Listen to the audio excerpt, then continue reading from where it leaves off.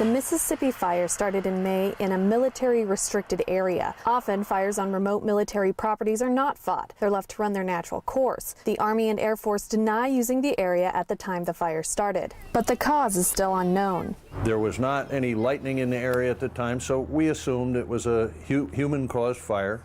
There will be more investigation. We may know at some time exactly what started it. We don't now.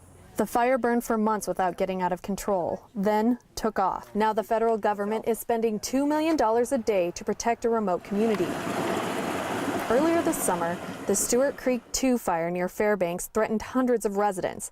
At first, an Army spokesperson claimed responsibility at a community meeting. So in this case, they took some mitigation measures. They allowed the training to occur. It was artillery training.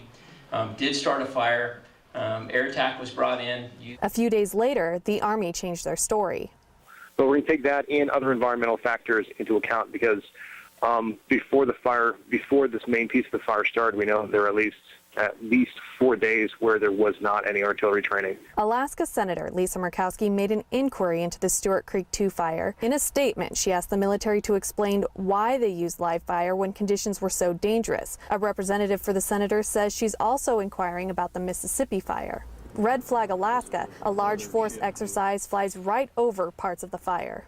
We have a temporary flight restriction over our fire, and we have some specific corridors that we fly. They have specific corridors they fly, and we're talking to each other both in the air and on the ground. An Air Force spokesperson says they're abiding by a request from the BLM to use dummy rounds instead of live fire during these exercises. After a successful burnout operation, wildland crews will focus on getting the fire out, no matter how it started. Lacey Grossfold, CBS 11. We know there's information there need both firefighters and people that live at Whitestone, and we're trying to figure it out.